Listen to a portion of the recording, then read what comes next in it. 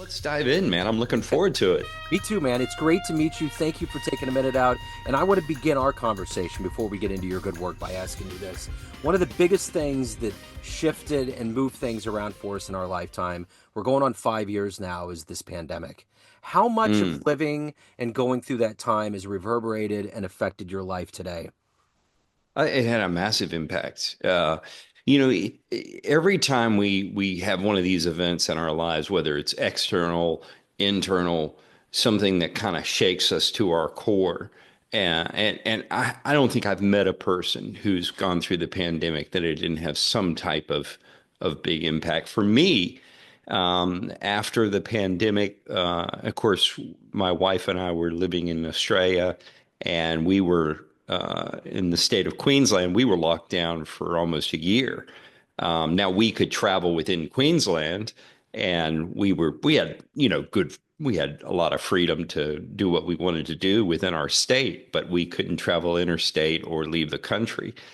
And that was a really huge impact on us because we work around the world, Yeah. and so it really shifted that. And it also gave me a lot of time to dive into my own learning, my own development. I started listening to a lot of podcasts. I started doing a lot more reading. I started to kind of think more about things and come up with new ways of operating. And then ultimately, we decided once the borders reopened, we decided to leave Australia and do some traveling. And we became digital nomads and have been doing that for the last 2.5, almost 3 years now. And traveling around the world, I do some speaking and writing and published the book and just it had a huge impact, Joe. So Yeah. it was a great catalyst for us. Uh, Yeah, for sure. yeah, So on paper, obviously, you're an author, speaker, a nomad, recovering tech yeah. entrepreneur. But if I was to Yeah. put you in front of a bunch of grade school kids at career day, and one of the kids in the back of the room is like, "Hey, what do you do for a living?" How do you simplify and explain that? I would say that I'm a father and I like to work with different leaders around the world. And my job is to help the leaders be better at what they do. And whether that be a leader in a nonprofit or a business or someone just trying to, get through the day. So that's really my job. But father first and then working with leaders. So when you were in the third grade, when you were a kid, what did you want to be? Hmm. What was your dream life? I used to tell people I wanted to be the catcher for the New York Yankees, but I don't really know what that meant. And I never played baseball. I think it was Catfish Hunter or Thurman Munson or one of these guys. I can't remember. It wasn't Catfish. He was a pitcher. It was Thurman Munson. And I just love that guy's name, and Yeah. I just love the idea of it. So originally that was it. But as I started to grow, there was all those things. What do you want to do? What do you want to be? And I never really knew. I never really had that kind of, oh, I want to be this. I want to be a fireman, or I want to be a doctor, or I want to be a lawyer. I just, it never clicked with me. In fact, it was well after, college that it finally sort of fell into place for me, that I figured out, hey, my focus is not going to be that profession. It's going to be much more entrepreneurial, much more innovative, and I kind of fell into it like a lot of people do. So take me back to your childhood. Where were you born and raised, and what were these foundational elements that were planted into you that grew into you being an entrepreneur, an author, and a speaker, and a nomad? Sure, sure. So I was born in North Carolina in Charlotte, but I grew up in Asheville, up in the mountains. So storytelling was a big part of my childhood. I used to love. My father started out. He was from Eastern Kentucky, and kind of grew up in just true abject poverty in the coal mining region there. And he used to tell us these great tales growing up about some kids in the mountains and the adventures they went on. So I always was attracted to that element of story. And then in my own life and work, I started to incorporate some of that. So story was a big foundational element. Then there were a couple of guiding principles, I think, or values that my parents instilled in my two brothers and me. Part of that was, what are you going to do to make the world better? Because we're not just here to ride and feed off of whatever here. Your job is to add value. And then what strengths or gifts are you going to figure out in your own life that you're going to use to make the world better? So that was really kind of the basic principles that they instilled in us. And they didn't have any notions about what that was. I mean, they encouraged us, but we found out a lot of that on our own, and they created great opportunities for us to explore that. But they didn't say, "Well, this is who you are, and this is what you will do." It was very much, you figure it out. Yeah. So that was great. It was good growing up there, and I think my mom always says, curiosity is important, and she doesn't have a lot of time for people who aren't curious. Yeah. So she's kind of cut and dry that way. If you're not curious, if you're not interested, if you don't want to learn, so that was definitely instilled in us to go out and seek and learn and make a difference. Was she a cat person? Because those are the kings and queens of curiosity. That's right. No, she's not a cat person. She's I was telling someone earlier, she described herself as a Sherman tank. So when she comes into the room, she's there. That's it. She doesn't take any prisoners. She comes in. My dad was like Buddha, sitting, he was like kind of chill.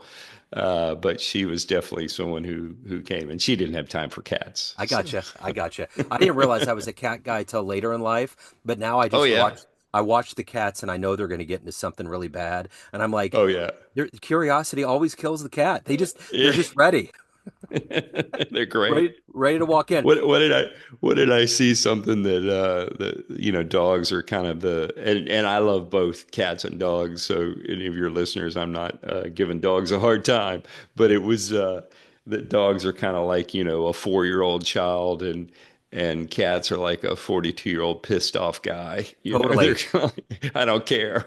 Yeah. So That's such an accurate way of describing it. So you're obviously highly driven and successful in your life. Who's been that inspirational bedrock, that hero for you in your life? It's a great question. First of all, my grandfather, my papa, he was an inventor. He was just a person who loved life. Talking about that curiosity. When he died, I think he had, I don't know, 25 patents to his name. So he loved to create and invent. He was an entrepreneurial. He would try to take these ideas and build them into companies and make them successful. And I really admired that. I admired the way he engaged in life and treated other people with dignity and respect. He was funny. He just savored every moment that he was alive. So he was definitely my hero and the person that held up. He also had tremendous faults. One of the things that he would do is try to take an idea and turn it into be an entrepreneurial, turn it into a company. And but the problem is that he wanted to do it all himself. And he was very, very smart, super smart guy, high IQ, highly driven. But I think that was his Achilles heel, because he wouldn't take on other points of view. He wouldn't take on other ideas. He wouldn't bring on people that were even smarter than him that could help him take those ideas to market and win. Yeah. And so that was one of the things I observed early on, where he was not hitting the mark. Yeah. And so that was good. So, as an author, what was your favorite book growing up? Uh, well, there's a number. The biggest book that it was actually when I was in first grade, my best friend gave me for my birthday, The Hobbit and the Lord of the Rings. Yeah. And his father had been reading him The Hobbit, and every day before school, uh, me and a couple other guys, we would get there early, like 20 minutes early to school, And we would kind of sit over in the corner, and my friend Scott, he had this amazing memory. He would retell us what his father had read him the night before, and we had never heard of this Hobbit thing. We're like, what's going on? And he told it with this incredible passion. So that got me hooked. So that was the book, that those two books, The Hobbit and The Lord of the Rings, were huge in my childhood, and I love that whole world that Tolkien created. I think the book that had a big impact on me as I started to go up and get into college was East of Eden by John Steinbeck, and it's just a great, epic journey of not only the American experience, but it's actually I had to read that as a part of a religion class in college. The class was the Old Testament, and we read East of Eden and the Bible. Those were Wow. our two books, and they're pretty much the same. So, Yeah, yeah, that's interesting. yeah, I didn't even and think about that. Yeah. yeah, yeah. So those two books have had a big impact on me for sure. It's interesting you mentioned the storytelling with Tolkien because he created those stories as bedtime stories for his kids because he was afraid that the art of storytelling was going away. So what a great metaphor for you to have this kid recite this to you. That's so Yeah, cool. it was very cool. It was very cool. So So yeah. I didn't really read growing up. I mean, I read the required reading in high school and all of that, Sure, but it wasn't sure. until I got into college. My gateway, I'm so glad I've haven't heard this before. No one ever brings up Steinbeck. Grapes of Wrath was my gateway. Yeah, And great book. that was it. After that, I was Yeah. like, oh my God. And then as later on, it's like Travels with Charlie is so much fun. The Oh fact that yeah, he loaded up yeah, that RV with his dog and just yeah, saw the world and talk about being a nomad. I mean, that's the yeah. backbone of so many dreams that were launched from that desire that he had.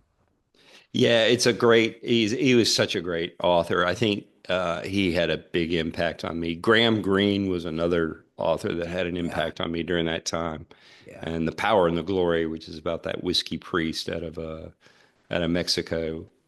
So there's some great. I mean, there's so many great books that you can latch onto, and then getting into things later in life around.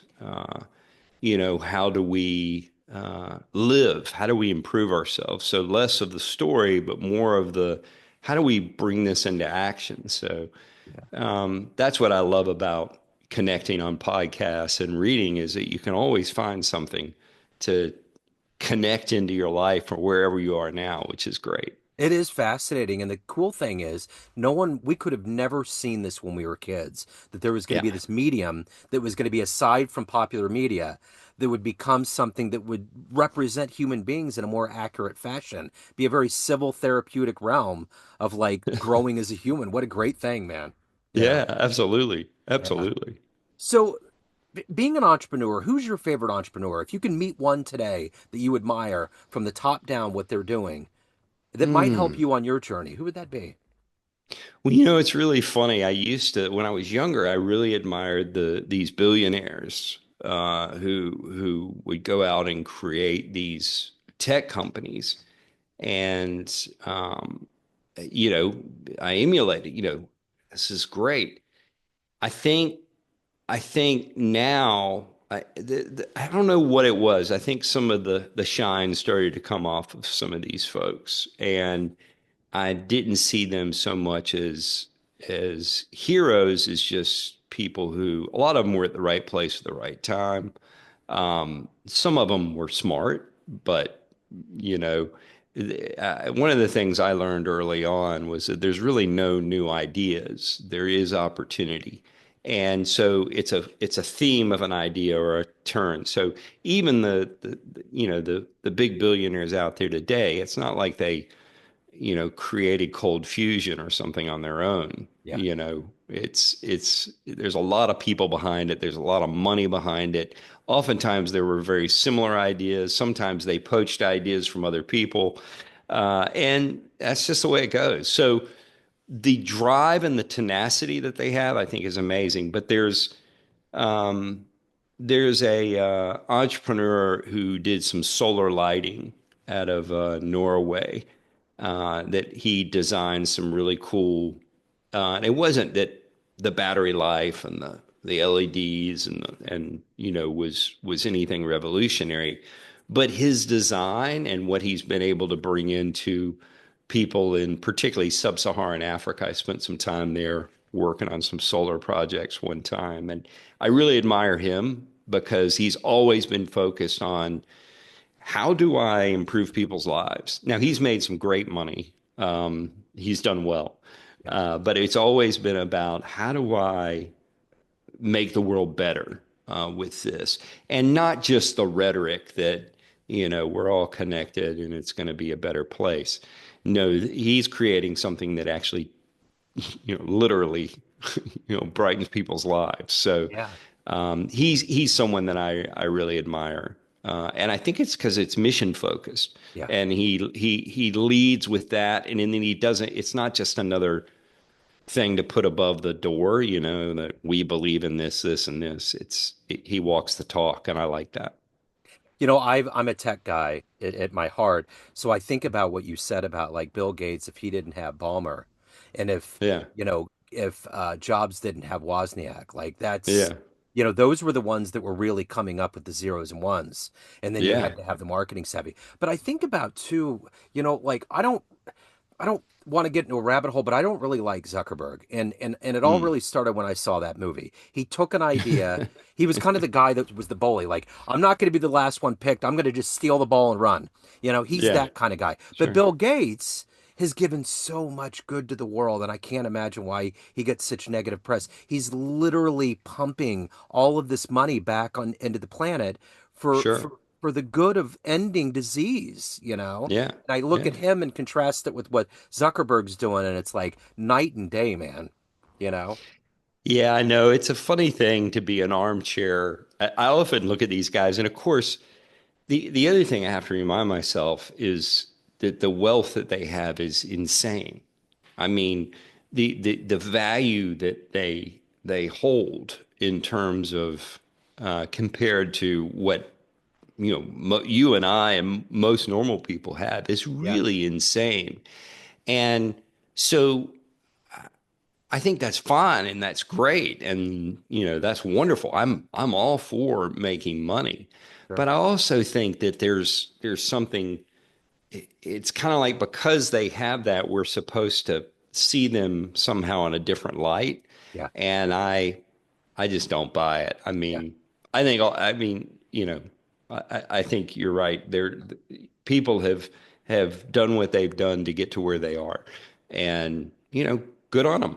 Yeah. Well done. Yeah. But you know, you can also live a life that is full and rich and amazing, and you don't have to have $50 billion in the bank. True. Um, and I look at some of those guys now; they don't look happy. I I know. mean, they don't look fulfilled. Yeah. So I don't know. I don't know them, but who knows? Sometimes I So. have to just, when I watch TV, I just need to turn the sound off and just watch body language. Yeah, Like, especially in sports, then I could finally read what they're saying. I can read what the coaches and all of them are saying, yeah, and it's yeah, like, I finally get it. yeah, So, exactly. so let me ask you this: how do you balance all these things? You're helping leaders, which at the end of the day, that's heavy stuff. I mean, you're digging in and helping Yeah, them get over hurdles. You're an author, you're a sure, speaker, you're a nomad, you're a human being that needs to develop your own soul. How do you balance sure. and parlay that every day? Well, this was kind of the one of the big things that drove me to write the book and the book is called Life is Chaos and All is Well. So the whole theme here is around trying to find balance and try to reconcile that paradox. On the one hand, we have the wild, wacky shit that's going on in the world and Yeah, in our lives. It could be trauma, it could be broken relationships, it could be a crap job, it could be all this stuff that happens in our lives and that is always there. And now we are really experiencing stuff on fast forward. I mean, look at when I go and I talk to people today, the first question I ask is raise your hand if you experience any chaos. And it's like, yes, you know. I mean, talk about a crazy world we're living in. Yeah. But on the flip side of that, there's the all is well. There's how do we live our best life? How do we find joy? How do we find success and win in this chaotic world? Hmm. So that question you're asking about how do I, live my life and balance all these and juggle all these and still keep myself going was really the crux of that. Now, at the time, I was in some serious chaos. I had experienced a pretty traumatic event, and it kind of shook me to my core. And that was the catalyst for me to start writing. But it was really being able to look back on my life, look at my current life, and look forward to realize that I'm never going to get out of this chaos. I'm never going to, I can ignore it and hope it'll go away, but that's delusional. I can try to fight it, but I won't win because it's going to be stronger than me. I mean, talking in terms of these themes of story, it's a bigger, stronger adversary than I am. And it doesn't matter how smart I get, it doesn't matter how much reading I get, it doesn't matter how clever I am or how I maneuver, it's going to win. Yeah. The only way I have found, and really kind of letting myself go into this the last couple of years to win in the chaos is to embrace these other themes like gratitude and love and kindness and resiliency and becoming more aware and looking at how I choose the things that I choose and why. So really exercising those choices. So that's really for me, how do I do it every day? And that's the trick is you do it every day. Yeah. You kind of recommit every morning and say, okay, how am I going to live my best life every morning? Chaos isn't going to go away. It's still there. There's crazy stuff in the world. I could sit here 24 hours a day and doom scroll and be overwhelmed by the madness, Yes. or I can say, how am I going to live my best life, Huff? What are you going to do? And what are you going to do today? What am I going to do? One of the things I do is who are three people I can show gratitude today? Sometimes I even set myself a challenge. All right, 12 acts of gratitude in 12 hours, something like that. Yep. And that shifts my focus. Yeah. The other stuff's still there. Yeah. It's not going to go away, but it doesn't define me or consume me. And that's really, really important, I think. I think the incremental idea of everything adds up is you just have to be alive long enough on this planet. Because when you're young, you don't have any idea. You're just, that's why teenagers are so stupid. Yeah. It's like you just don't know. I mean, they have a good Yeah. heart. I mean, youth Sure. embodies a really good heart, but you just, or maybe it's more ignorance. You just don't have any idea. But when you get older, you're like, oh my God, all these little things I decided to do later on, like quitting smoking or putting Sure. money back or whatever those Yeah. things are, you just know over time it's adding to the stock because you literally will hit an age where you can't hit the rewind button. You can't say, No. man, I want to do this because all the times run out, Yeah. So, Exactly. Exactly. No, it's a great thing. I was at a podcast recently where the interviewer was kind of his questions were about the stages of my life. And I thought that was really interesting because it's exactly what you're saying. We all have a story, but he sort of wanted me to not talk about some of the themes. He just wanted me to tell the story of different stages of my life. Like, what yeah, was happening in that? And what did that mean to you? And how did that inform? And it's exactly what you're saying. Because as we do get older, we have the benefit of kind of looking over our shoulder if we're curious, right? And if we're willing to look over our shoulder, raise our awareness and say, hey, this stuff does inform me. yeah, But at the same time, it doesn't define me.